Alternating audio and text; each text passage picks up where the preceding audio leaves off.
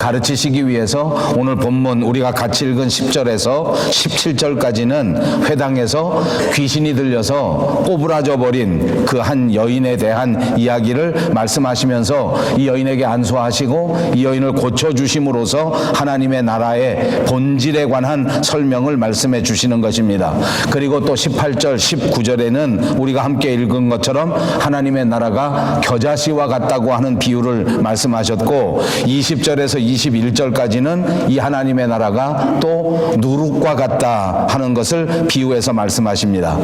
자, 이제 오늘 하나님의 나라에 대한 것을 다시 한번 깊이 생각할 터인데, 저는 이 하나님의 나라가 저와 여러분을 자유케 하는 것이라 라고 정의하고 싶습니다. 하나님의 나라는 우리를 자유하게 하시는 나라입니다.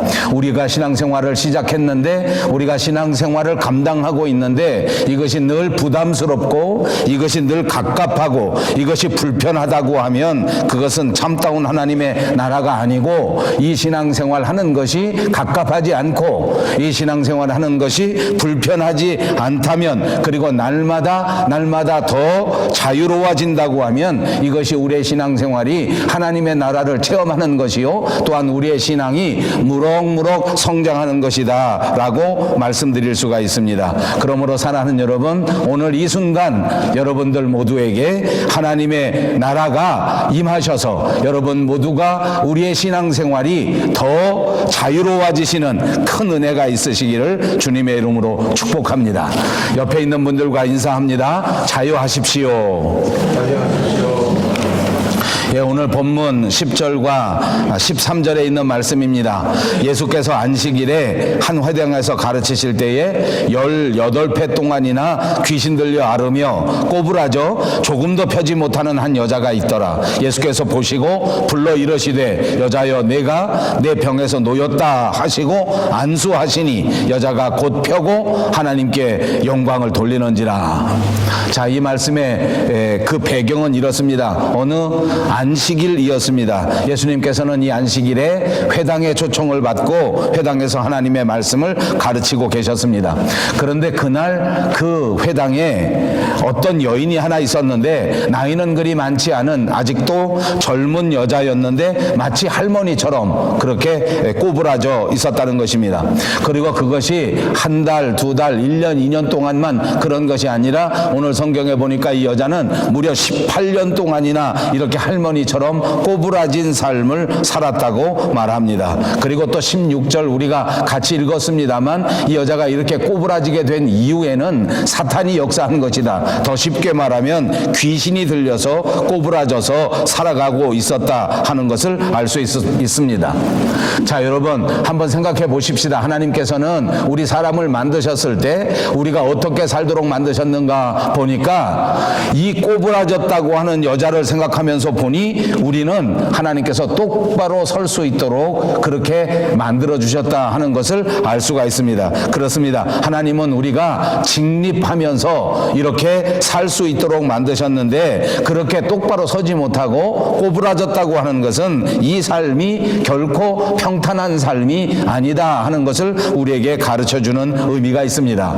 이렇게 꼬부라져 버리면 인생이 평탄하지 않습니다. 육체가 꼬부라져도 평탄하지 않을 뿐만 아니라 마음이 꼬부라져도 인생이 평탄하지 않습니다. 환경이 꼬부라져도, 성격이 꼬부라져도 그 삶은 결코 평탄한 것이 아니요, 하나님께서 우리에게 주신 인생이 아니다 하는 것을 생각해 볼 수 있는 것입니다. 꼬부라지면 모든 것이 불편합니다. 잠잘 때에도 좀 똑바로 펴고 자야 피곤이 풀릴 터인데 그러지 못하니까 불편할 수밖에 없지 않겠습니까? 그리고 우리가 할머니처럼 꼬부랑 할머니가 된다고 하면 하늘을 우러러 바라보기도 어렵습니다. 하늘을 바라보지 못하는 것은 여러 가지 의미에서 또 불편한 것을 말합니다. 그리고 꼬부라진 삶을 산다는 것은 사람 같은 삶, 인간다운 삶을 살기도 힘듭니다. 그래서 언제나 악한 세력들은, 사탄의 세력들은, 또 어둠의 세력들은, 또 귀신들은 언제나 우리를 꼬부라지게 만드는 자들이요, 이 꼬부라짐을 통해서 우리의 인생이 평탄 감탄하지 못하고 우리의 인생이 고통스럽고 우리의 인생이 자유스럽지 못해서 부자연스러운 삶을 살 수 있도록 만드는 자들입니다. 그래서 오늘 예수님께서는 이 꼬부라진 여인을 보시고 불쌍히 여기셨습니다. 그리고 이 여인에게 말씀하시기를 여자여 내가 내 병에서 놓였다 이렇게 말씀하신 것입니다. 놓였다, 자유롭게 되었다, 풀어졌다 그런 뜻 아닙니까? 영어 성경에 찾아보니까 set free라는 표현을 사용했습니다. 자유롭게 되었다, 자유로워졌다, 노임을 받았다, 나음을 받았다 등등의 표현으로 말할 수 있습니다. 그리고 보니 이 여자는 귀신에게 묶여 있었던 것입니다. 그리고 보니 이 여자는 원치 않는 질병에 묶여 있었던 것입니다. 그런데 예수님께서는 이 여자에게 이 모든 묶임에서 벗어날 수 있게 하시고 그리고 이 여자에게 참 자유를 허락해 주신 줄로 믿습니다. 예수님께서는 이 여인에게 따뜻한 손으로 안수해 주셨습니다. 그러자 이 여자는 모든 구부라진 것이 풀어지게 되고 그 인생이 자유하게 되고 그 모든 것들을 하나님 앞에 찬송하면서 영광을 돌렸습니다. 그렇습니다. 예수님께서는 저와 여러분에게 찾아오셔서 우리들의 인생을 자유롭게 하시고 예수님께서는 저와 여러분에게 찾아오셔서 우리의 구부러진 허리를 펼 수 있게 만들어 주시고 예수님께서는 저와 여러분에게 찾아오셔서 우리 인생의 진정한 꿈을 활짝 펼 수 있도록 만들어 주시는 분인 줄로 믿으시기를 바랍니다. 오늘 예수님께서 저와 여러분에게 충만하게 임하셔서 우리의 온 몸을 활짝 펴고 우리의 모든 꿈을 활짝 펼 수 있는 저와 여러분 그리고 우리 밴쿠버 영성교회가 되시기를 다시 한번 주님의 이름으로 축복합니다. 그렇습니다. 예수님을 만나면 인생이 이렇게 풀어진다는 것입니다. 예수님을 만나면 우리의 모든 삶이 이렇게 자유로워진단 말입니다. 오늘 우리를 만나주신 예수님을 통하여 여러분의 마음속에 남아있는 모든 고민과 여러분의 육체 속에 남아있는 모든 질병과 여러분을 사로잡고 있는 어둠의 세력에서 완전히 자유케 될 수 있다고 하는 사실을 믿으시고 참 자유를 얻는 은혜가 있으시기를 바랍니다. 본문 14절에 보니까 또 계속해서 이렇게 말씀합니다. 회당장이 예수께서 안식일에 병 고치시는 것을 분내어 무리에게 이르되 일할 날이 여세가 있으니 그동안에 와서 고침을 받을 것이요 안식일에는 하지 말라. 이 여자는 병이 낫고 너무나 기뻤습니다. 이 여자는 자기 몸이 꼬부라진 상태에서 18년 동안이나 살았는데 그 18년이라는 긴 세월 동안 당한 모든 어려움, 모든 고난이 일순간에 해결된 것 아닙니까? 어찌 보면 18년 동안이나 몸이 아팠던 이 여인은 마음속에 희망도 없었고 자기 몸이 나아질 것이라고 하는 꿈도 없어지지 않았겠습니까? 그런 상태에서 예수님을 만나 자기 몸을 활짝 펴게 되었으니 얼마나 기쁘고 얼마나 행복했습니까? 성경에 보니까 그는 하나님을 찬송하면서 이렇게 자기 몸을 펴게 해주신 하나님께 큰 영광을 돌렸다고 기록합니다. 단순히 글자로만 느낄 수 없는 진짜 기쁨과 행복을 우리들도 느껴볼 수 있지 않습니까? 이렇게 기쁜 일이 벌어졌는데 이렇게 행복한 일이 생겼는데 그 주변에 있는 사람들 가운데 한 사람 이 회당장은 마음이 기쁘지도 않고 마음이 행복하지가 않았습니다. 오히려 이 회당장은 분을 내었다고 성경에 기록하고 있습니다. 그러면서 그는 예수님의 행동을 지적합니다. 병이 고쳐진 이 여인의 행동도 지적합니다. 안식일 날인데 이 날을 알지 못한 채 이 안식일 날에 병을 고쳐준 것도 잘못이요 이 안식일 날에 병 고치러 나온 것도 잘못이다라고 말하면서 이 사람들을 싸잡아서 정죄하는 것입니다.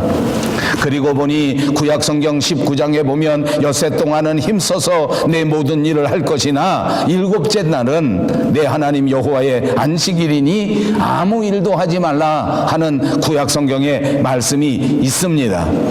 그리고 그는 십계명을 또 떠올립니다. 십계명에 보니까 이 회당장은 반드시 안식일 날에 병 고치는 일이 잘못된 것이라고 하는 것을 확신하게 되었습니다. 여기뿐만이 아니라 다른 모든 성경에서 이렇게 안식일에는 아무것도 하지 말라고 하는 것처럼 보여집니다.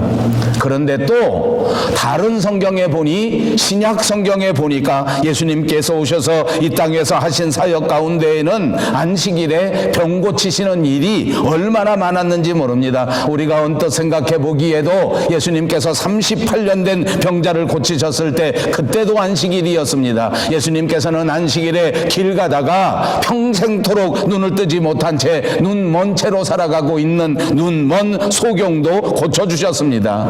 그리고 이 안식일 날에 밀이삭을 비비면서 그 밀이삭으로 배고픔을 해결하고 있는 제자들에게도 다 허용해 주셨던 것도 기억합니다. 한 손이 마른 채 불편한 삶을 살아가고 있었던 사람도 예수님은 이 안식일에 고쳐주셨습니다.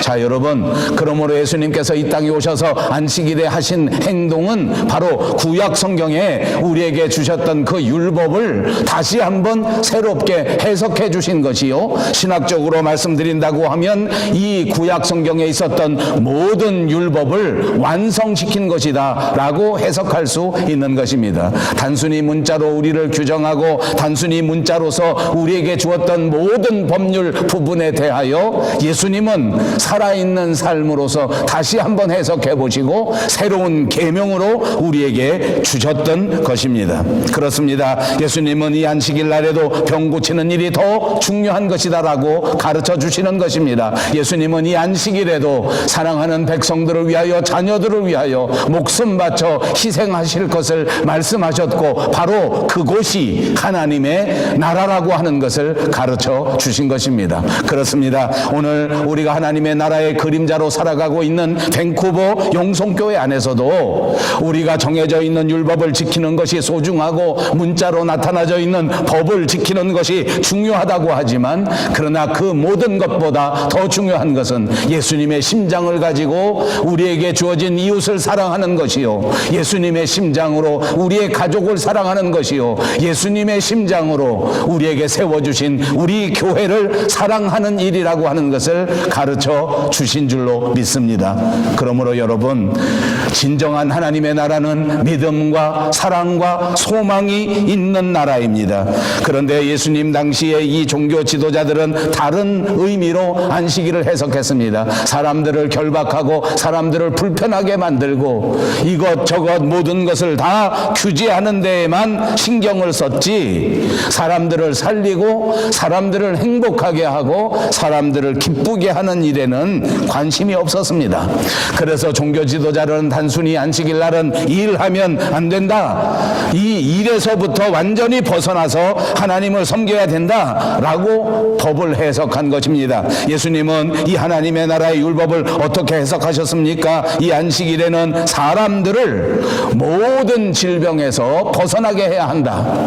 단순히 일만 안 하는 것이 아니라 고민과 불행과 고난과 불편함에서 완전히 노임을 받는 날이 안식일이다. 인생 전체에 가장 행복을 얻을 수 있는 날이 안식일이다 라고 새롭게 해석해 주신 것입니다. 종교 지도자들이 가졌던 해석이 좁은 의미의 해석이라고 한다면, 예수님께서는 안식일에 대하여 훨씬 더 넓고 깊은 의미로 해석해 주신 것입니다. 그러므로 이 해석이야말로 우리 믿는 사람들을 자유롭게 하는, 믿음으로 자유케 하는 해석이라고 믿습니다. 예수님께서는 이 안식일을 통하여 우리를 죄에서 자유하게 하십니다.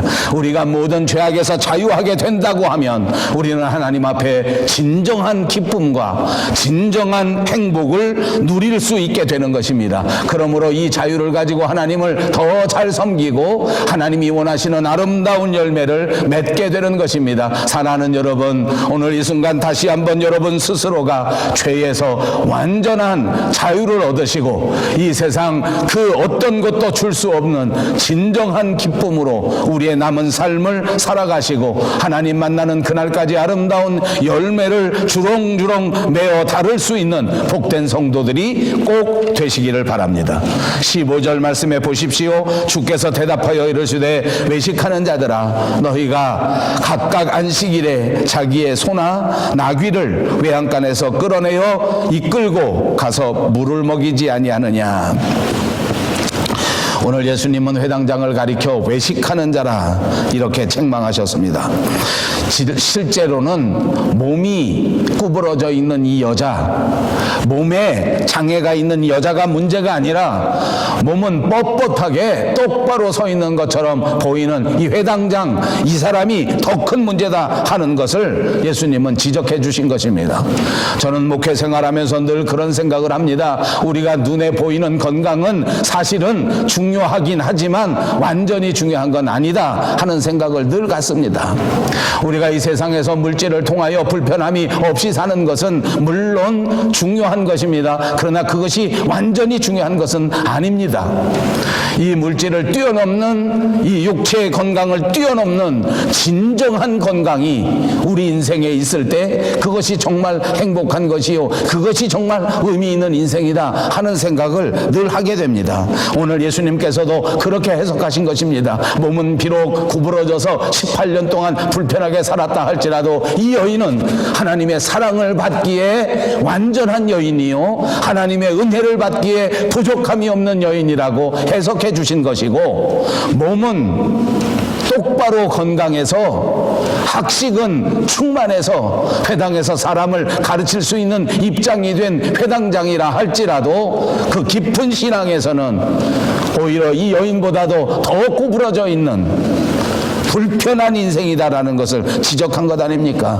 그래서 외식하는 자라고 하셨습니다. 그리고 계속해서 설명해 줍니다. 너희가 안식일이라 할지라도 너희 집안에 있는 자기 짐승들 소나 나귀는 다 끌어내서 물도 주고 먹을 것도 주고 안식일이라 해서 굶겨지는 않지 않느냐, 이렇게 반문하신 것입니다. 여기에는 예수님의 의도가 있습니다. 왜냐하면 인간은 소나 나귀보다 훨씬 소중한 존재라고 하는 것입니다. 자기 집안에 있는 짐승도 중요하게 여기면서 어떻게 이 여인의 생명은, 이 여인의 행복은 중요하게 생각하지 않는가 하는 것을 지적한 것 아닙니까?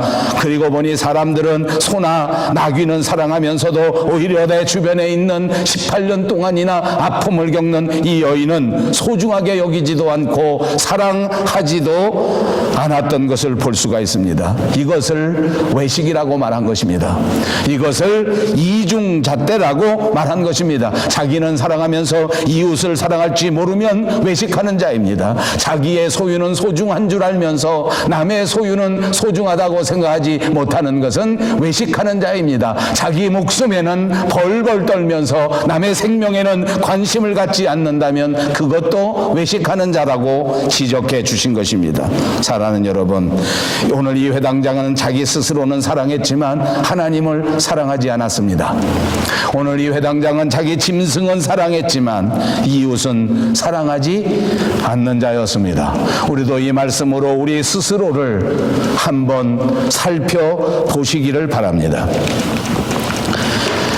16절 말씀에 보니 그러면 18회 동안 사탄에게 메인바 되어 이 아브라함의 딸을 안식일에 이 매임에서 푸는 것이 합당하지 아니하냐 말씀하고 있습니다.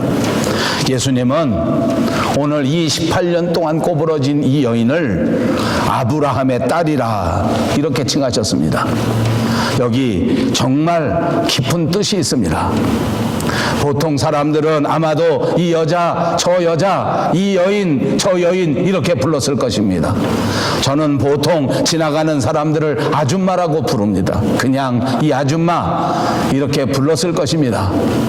예수님은 이 여자를 가리켜 아브라함의 딸이라 이렇게 부르셨습니다. 이것이 회당장과 예수님의 다른 점입니다. 이것이 오늘 우리와 예수님의 다른 점입니다.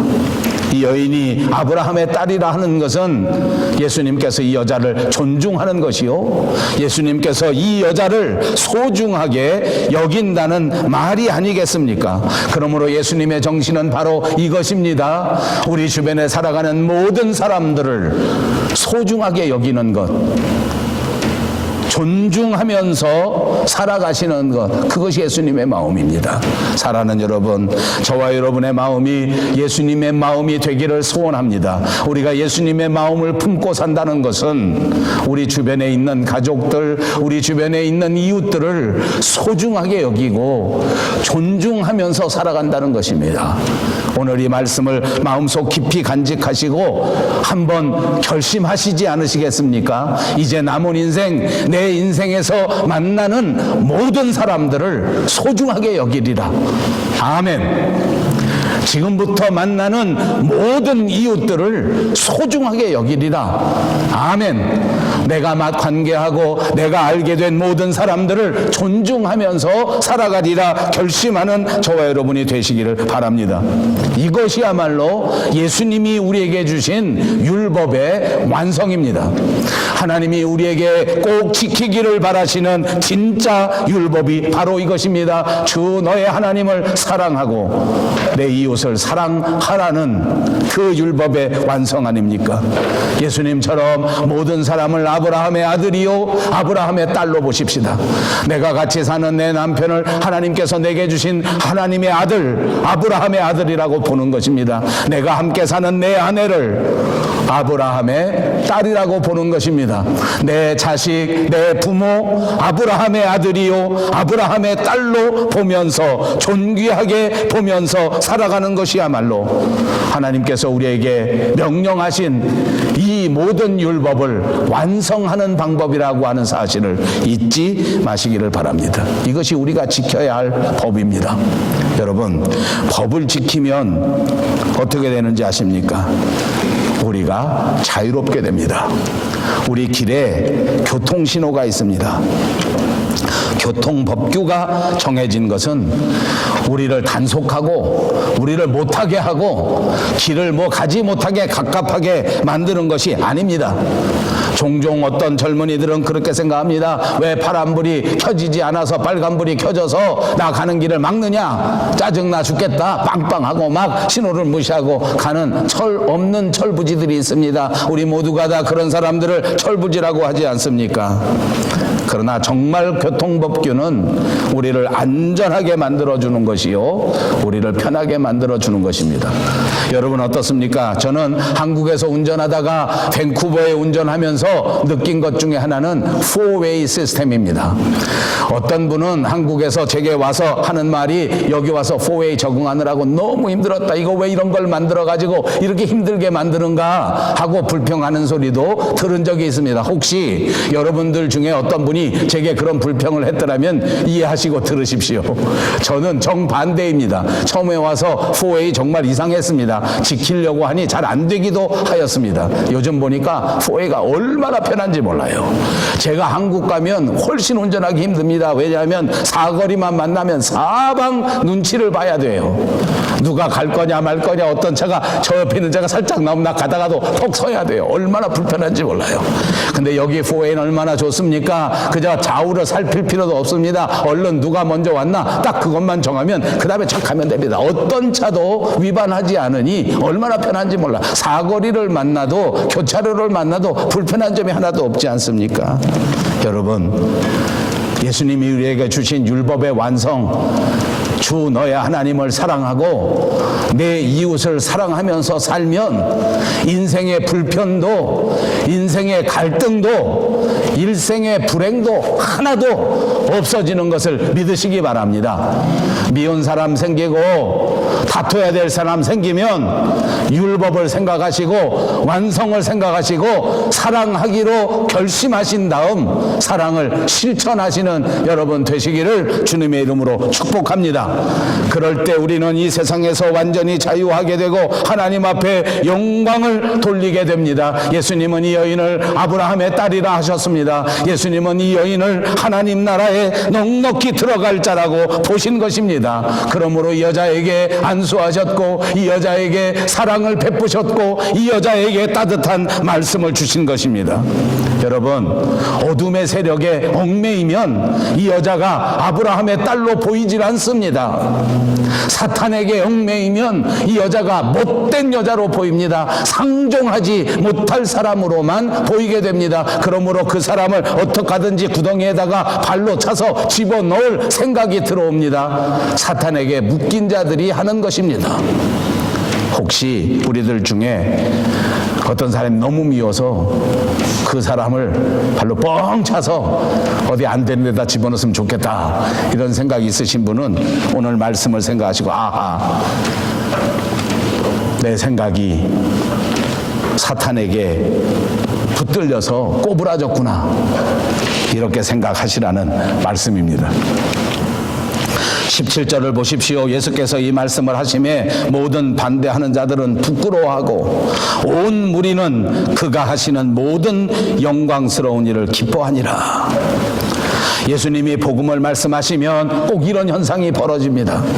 예수님의 십자가는 언제나 이런 현상이 벌어집니다. 반대하는 자들은 부끄러움을 당하게 되고 예수님의 복음을 받아들이는 자들은 영광과 기쁨의 삶을 회복하게 된다는 말씀인 줄로 믿습니다. 그렇습니다. 말씀을 따르는 무리들은 예수님께서 꼬부라진 여인을 자유하게 해주신 이 일을 통하여 크게 위로를 받고 크게 기뻐하였습니다. 이 복음은 이와 같이 영광을 돌리는 일이 된다고 하는 사실을 믿으시기를 바랍니다. 그러므로 오늘 우리 교회는 2020년을 통하여 모두가 복음의 일꾼이 되고자 다짐하였습니다. 오늘 우리가 복음의 일꾼이 되어 하나님 앞에 충성을 감당한다면 하나님께서 우리를 통하여 큰 영광을 받으시고 우리 교회를 통하여 위대한 영광을 받으시게 될 것이라고 하는 사실을 굳게 믿으시고 모두가 다 복음의 일꾼으로 정진하는 은혜가 있으시기를 주님의 이름으로 축복합니다. 18절과 19절입니다. 그러므로 예수께서 이르시되 하나님의 나라가 무엇과 같을까? 내가 무엇으로 비교할까? 마치 사람이 자기 채소밭에 갖다 심은 겨자씨 하나를 같으니 자라 나무가 되어 공중의 새들이 그 가지에 깃들였느니라. 하나님의 나라는 겨자씨와 같다고 비유해 주신 것입니다. 겨자씨는 정말 조그마한 작고 보잘것없는 씨를 말합니다. 그런데 그 겨자씨가 생명을 가졌습니다. 그 겨자씨 안에는 생명이 있어서 자라나게 됩니다. 그래서 사람들이 겨자씨를 땅에 심으면 겨자씨는 크게 자라나게 됩니다. 나무처럼 무럭무럭 자라납니다. 그래서 그 겨자나무에는 열매를 맺고 그 겨자를 우리가 먹을 수 있게 되는 것입니다. 여기서 이 겨자씨는 비유하면서 말씀해 주신 것인데 바로 예수님을 말씀하는 것입니다. 예수님께서는 사람들이 볼 때 마치 겨자씨처럼 볼품없는 삶을 사셨는지 모릅니다. 사람의 눈으로만 보면 그는 와서 십자가 지고 힘없이 거기서 자기 인생을 마쳤기 때문에 초라한 인생으로 보는 사람들도 있습니다. 그래서 세상 사람들 가운데 많은 사람들이 예수님을 가볍게 보고 예수님을 무시한 사람들도 많이 있었습니다. 그런데 어떻게 되었습니까? 예수님께서는 그 안에 영원한 생명이 있으셨기에 십자가에 달리셨지만 그는 다시 영원한 생명으로 부활하셨고 그는 다시 부활하신 이후에 승천하셨습니다. 그리고 성령으로 우리에게 다시 오신 줄로 믿습니다. 예수 안에는 이와 같이 영원한 생명이 있는 것입니다. 예수님을 귀하게 여기고 예수님을 마음에 모시는 사람들은 점점 성장하고 점점 자라나게 됩니다. 마치 겨자씨가 눈에 보이지 않는 조그만한 겨자씨였을지라도 이것이 장성하고 성장하게 되면 큰 나무가 되는 것처럼 우리 마음속에 예수님을 영접한 사람들은 처음에는 미약하였을지라도 나중에는 반드시 창대케 되어 세상을 이끌어가는 온 세상에 아름다운 영향력을 발휘하는 위대한 존재로 성장하게 된다고 하는 사실을 믿으시기를 바랍니다. 성경을 보십시오. 아브라함은 정말 촌 사람에 불과했지만 그는 믿음을 갖게 되고 예수님의 마음을 마음에 품게 되면서 점점 성장하여 드디어 위대한 믿음의 조상이 된 것입니다. 그는 자기의 외아들을 하나님 앞에 드리기까지 저야말로 전적으로 하나님 앞에 헌신하는 사람으로 성장하게 된 것입니다.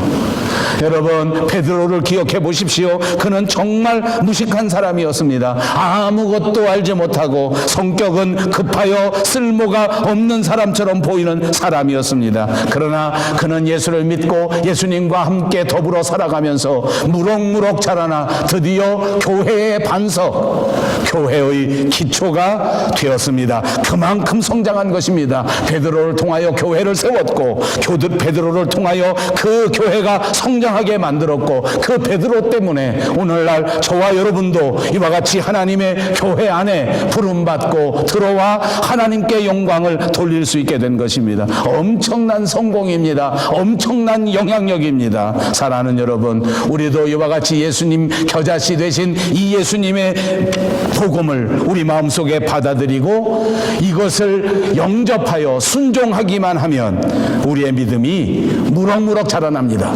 지금은 겨자씨같이 볼품없이 보일지 몰라도 아니요, 반드시 장성하게 자라나서 이 세상에 큰 영향력을 끼치고 하나님의 나라의 위대한 일꾼이 되어 하나님께 칭찬받는 사람으로 자라나게 될 것을 믿습니다. 또 이르시되 내가 하나님의 나라를 무엇으로 비교할까? 마치 여자가 가루 서말 속에 갖다 넣어 전부 부풀게 한 누룩과 같으니라. 이 누룩의 비유의 요점은 반죽 속에 들어가서 소리 없이 그 반죽을 변화시키는 누룩에 있는 것입니다. 그렇습니다. 누룩은 반죽에 들어가면 반드시 퍼쳐나가게 되어 있습니다. 보이지 않습니다. 큰 소리가 나지도 않습니다. 그러나 반죽을 변화시키는 것이 누룩인 것입니다. 이것이 하나님의 나라입니다. 오늘 이 말씀은 예수 그리스도를 통해서 이루어지는 하나님의 나라가 어떤 나라인가를 우리에게 가르쳐 주는 것입니다. 지금 이 땅에서 교회가 어떤 모습으로 존재해야 하는가 하는 것을 잘 가르쳐 주는 비유입니다. 안타깝게도 오늘 교회가 곧바로 하나님의 나라라고 말할 수는 없습니다. 사실은 오늘 우리 교회가 하나님의 나라였다면 얼마나 좋을까? 저도 예수 믿는 내내 그런 생각을 합니다. 내가 섬기는 이 교회가 곧바로 하나님의 나라라면 얼마나 좋을까? 교회 가면 언제나 하나님의 나라를 느끼고 교회 가면 언제나 하나님의 나라가 확신되어진다고 하면 얼마나 좋을까? 그러나 안타깝게도 그렇지 못합니다. 주님께서 이 땅에 오셔서 재림하신 이후에 우리의 교회를 완성하실 때까지는 안타깝게도 우리 교회가 늘 불완전한 상태에 있을 수밖에 없을 것입니다. 그리고 그 교회에 소속된 저와 여러분도 예수를 믿는다고 하지만, 직분자라고 하지만, 사명자라고 하지만 우리 자신도 불완전한 믿음을 가지고 있는 신앙의 소유자들입니다. 그러나 여러분, 또 하나 분명히 생각하십시오. 그럼에도 불구하고 하나님의 나라와 교회 사이에는 깊은 관계가 있습니다. 불완전하지만 하나님께서 우리를 교회로 불러 모아주신 것은 이 교회를 통하여 하나님의 나라를 펼치시겠다고 하는 하나님의 계획이 있다고 하는 사실을 꼭 믿으시기를 바랍니다. 그러므로 저와 여러분이 섬기는 우리 교회는 불완전하다고 할지라도 이 교회를 통하여 하나님의 나라가 이루어져야 한다는 것을 말하는 것입니다. 그렇습니다. 저와 여러분은 밴쿠버 영성교회를 섬기는 동안 우리 교회가 하나님의 나라요, 하나님의 가족이요, 하나님의 뜨거운 사랑이 넘쳐난다고 하는 것을 이 코키틀람, 이 밴쿠버 전체에게 보여주어야 할 사명이 있습니다. 우리 한 사람 한 사람 부족할지라도 교회 나올 때마다 믿음을 생각하시고 말씀을 생각하시고 죄악에서 벗어나고 실수에서 벗어나 어찌하든지 참다운 그리스도인으로서의 삶을 보여주어야 하겠다. 내가 정말 참다운 그리스도인으로 살아가기를 힘써야 하겠다 하는 사명이 저와 여러분에게 분명히 있다고 하는 사실을 꼭 믿으시기 바랍니다. 그래서 다음 주부터 우리 교회에 오시는 사람들, 어떤 사람도 우리 교회에 한번 탁 와보면, 아, 여기가 하나님의 나라이구나. 아, 우리 밴쿠버 영성교회는 정말 하나님의 나라와 비슷한 교회이구나 라는 인상을 남길 수 있는 책임이 저와 여러분에게 있다고 하는 사실을 잊지 마시기를 바랍니다. 여러분, 우리 교회를 통해서 교회에 오시는 분들이 하나님의 나라를 맛봐야 된다는 거예요. 우리 교회를 통해서 우리 교회에 오는 사람들이 하나님의 사랑을 체험할 수 있어야 된다는 거예요. 다음 주부터 그렇게 하시겠습니까? 꼭 그렇게 하시겠습니까? 하나님의 나라를 보여주려면, 하나님의 뜨거운 사랑을 보여주려면 어떻게 해야 되는가 깊이 생각하시고 다음 주부터 실천하시는 여러분이 되시기를 바랍니다.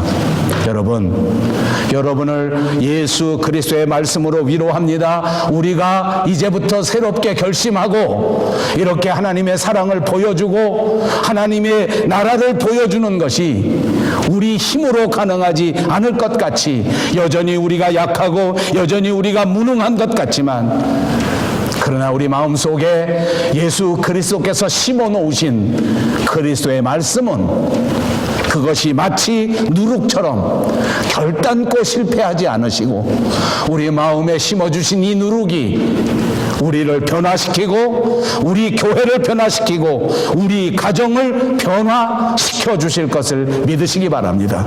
우리 속에서 착한 일을 시작하신 예수 그리스도의 말씀은 결단코 실패하지 않습니다. 우리 가정에 심어주신 이 복음은 결단코 망하지 않습니다. 반드시 하나님의 영광을 받을 것입니다. 여러분의 가정을 통해서, 우리 교회를 통해서 역사하실 하나님의 놀라우신 사역을 바라보면서 소망을 회복하시고 확신 속에 살아가시는 저와 여러분이 꼭 되셔서 진정한 복음의 일꾼이 되어 하나님께 영광 돌리는 성도님들, 그리고 우리 밴쿠버 영성교회가 되시기를 주님의 이름으로 축복합니다.